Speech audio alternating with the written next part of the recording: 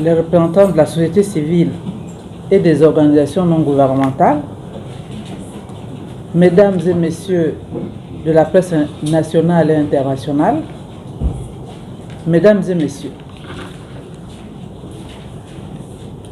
au nom de mes pairs ici réunis, au nom des partis suivants, les démocrates, le Rassemblement des patriotes républicains, le Rassemblement pour le Gabon, le Rassemblement pour la patrie et la modernité et l'Union nationale, j'ai la responsabilité de vous présenter de manière succincte les conclusions auxquelles est parvenue la commission ad hoc chargée de réfléchir à l'amélioration du cadre juridique et institutionnel des élections, auxquelles s'ajoute celle de la journée des parlementaires de l'opposition tenue à Lambaréné le 23 avril dernier, sur la problématique de l'alternance dans notre pays. Je me plie à cet exercice en pensant à 2023, bien sûr, année durant laquelle notre pays organisera les 3 élections majeures, présidentielles, législatives et locales. Je le fais en pensant aux jeunes générations et à toutes celles et à tous ceux qui voient en 2023 une année charnière. Si l'on se réfère à l'histoire et en tenant compte des leçons du passé, il est clair pour nous et pour tout observateur de la vie politique nationale que c'est le système électoral volontairement biaisé qui constitue la principale entrave à l'alternance politique dans notre pays. En effet, toutes les élections organisées ont été marquées par la fraude et la contestation des résultats. Plus particulièrement, les présidentielles se sont invariablement soldées par des pics contentieux post-électoraux et une répression sanglante. En parlant spécifiquement du système électoral, nous pensons aussi bien au code électoral, à la loi spéciale sur l'élection du président de la République, qu'aux différents décrets ou institutions et instances telles que la Cour constitutionnelle, le gouvernement et le Centre gabonais des élections, CGE. Notre démarche patriotique et républicaine de ce jour s'inscrit dans la volonté d'une part d'éviter toute contestation électorale à venir et de mettre fin aux violences qui en résultent, se traduisant par de nombreuses pertes en vie humaine. C'est dans cet objectif que nos partis politiques respectifs ont entrepris de mettre en place une commission chargée de réfléchir sur les questions liées à la transparence électorale. C'est aussi pour répondre favorablement à l'appel lancé par Madame le Président de la Cour constitutionnelle à l'occasion du 30e anniversaire de cette juridiction constitutionnelle, à l'endroit des partis politiques, les invitant à formuler leurs propositions à l'effet d'améliorer le processus électoral. Un examen minutieux des textes électoraux nous révèle un certain nombre d'entraves à l'égalité des citoyens devant le scrutin et à la transparence électorale, dont les principaux sont, sur le plan constitutionnel, l'éligibilité à la présidence de la République de tout Gabonais âgé de 18 ans, un système de contrôle de constitutionnalité ne permettant pas la pleine conformité du cadre juridique avec les normes internationales, un déséquilibre de la Constitution en faveur de l'exécutif, principalement du président de la République. Sur le plan législatif, l'ordonnance numéro 15 PR 2021 du 13/09/2021 qui impose aux compatriotes jouissant pourtant de leurs droits civils et politiques un séjour continu d'au moins 6 mois chaque année au cours des 2 dernières années précédant l'élection en dehors des diplomates. Le caractère restrictif de la loi sur les réunions publiques en déphasage avec les normes internationales en la matière. Une loi électorale ne garantissant pas une égale représentation entre majorité et opposition dans les commissions électorales. L'absence d'un cadre juridique du financement des élections et du plafonnement des dépenses de campagne. Sur le plan réglementaire, le décret numéro 236 du 4 octobre 2018 fixant les modalités de convoyage, d'affichage et de consultation des procès-verbaux des opérations électorales qui a supprimé les articles 3, 4 et 5 qui faisaient de l'affichage devant les bureaux de vote une obligation et précisait par ailleurs les modalités de convoyage des urnes par l'ensemble des scrutateurs. Sur le plan factuel, l'opacité de la confection du fichier électoral dont sont exclus les membres du CGE, les partis politiques et les organisations de la société civile. Le déséquilibre observé en période électorale, favorable au président candidat, qui, du fait de sa fonction et au mépris des règles d'éthique, utilise à son profit les moyens et services de l'État. Les violations répétées du principe d'égalité de traitement des candidats aux élections présidentielles, législatives et locales et sénatoriales, ainsi que les multiples entraves à l'opposition dans l'occupation des lieux publics pour l'organisation de leur meeting. L'absence de délai dans le processus de centralisation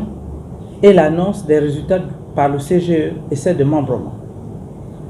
Une coordination biaisée dans le processus de centralisation des résultats. La corruption des électeurs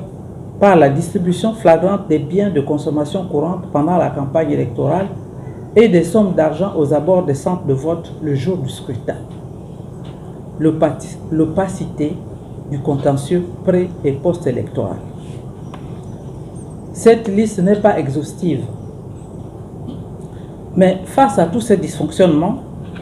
clarifier les rôles des acteurs, sécuriser les opérations de vote et de dépouillement, garantir la transparence du mécanisme de centralisation des résultats étaient les principales missions de la commission ad hoc que nous avons mise en place. Le rapport rendu par cette commission et le rapport de la journée des parlementaires sur l'entrave à l'expression démocratique, loin de toute considération politicienne ou partisane, fait des propositions concrètes et pertinentes qui mériteraient d'être prises en compte.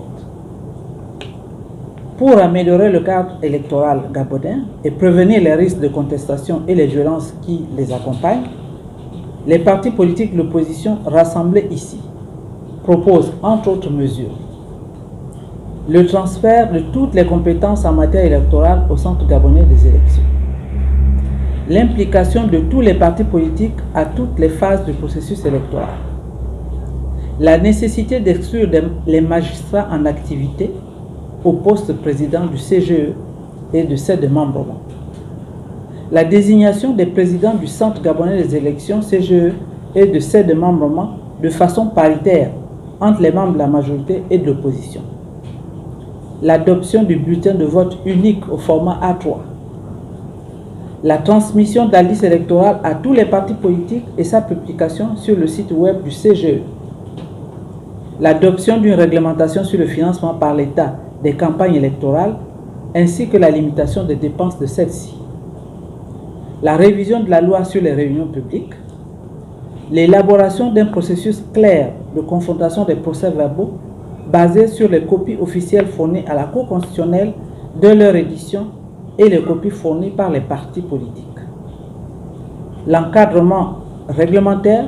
du rôle de l'armée dans le processus électoral, l'abrogation du décret 236 du 4 octobre 2018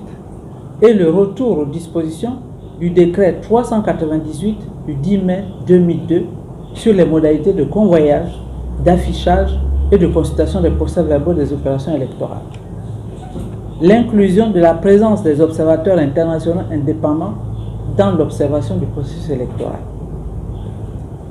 Il s'agit là des principales propositions auxquelles l'opposition s'attachera à défendre le bien fondé. Celles-ci, comme d'autres, seront détaillées dans un mémorandum qui sera remis dans les meilleurs délais au ministre de l'Intérieur et au président de la Cour constitutionnelle. Pour tourner le dos à la contestation post-électorale, pour donner à notre société une chance de se ressouder, pour offrir à notre pays l'opportunité de se reconstruire, Pour permettre à chacun de se réaliser selon son talent, nous invitons nos compatriotes de la majorité à ce rendez-vous de la réforme électorale et du renouveau démocratique. Nous les invitons à construire ensemble la victoire de la démocratie, de la République et de la nation. Sur le chantier de cette République indivisible, laïque, démocratique et sociale, promise par notre Constitution, il n'y a pas de place pour les politiciens, amateurs de calcul d'arrière-garde ou d'arrangement d'arrière-boutique. Sur le chemin des valeurs d'union, de travail et de justice,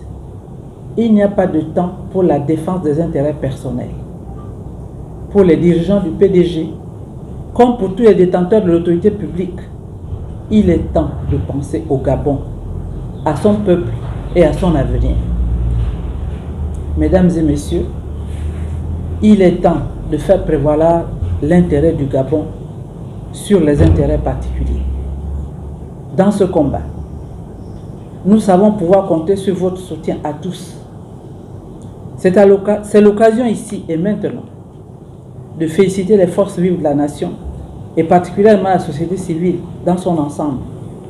pour les efforts entrepris en faveur de l'instauration de l'état de droit.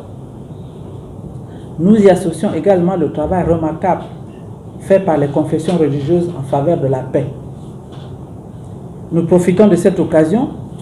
pour interpeller les plus hautes autorités du pays et toute la classe politique sur la nécessité de réformer notre système électoral. En l'absence d'une refonte complète de ce système, nous aurons du mal à sortir du cycle infernal des contestations des résultats des élections et des violences qui en découlent et qui endeuillent notre pays à chaque élection présidentielle depuis la restauration du multipartisme. Ici et devant vous, j'invite la majorité et les institutions à se joindre à nous dans le combat pour des élections apaisées.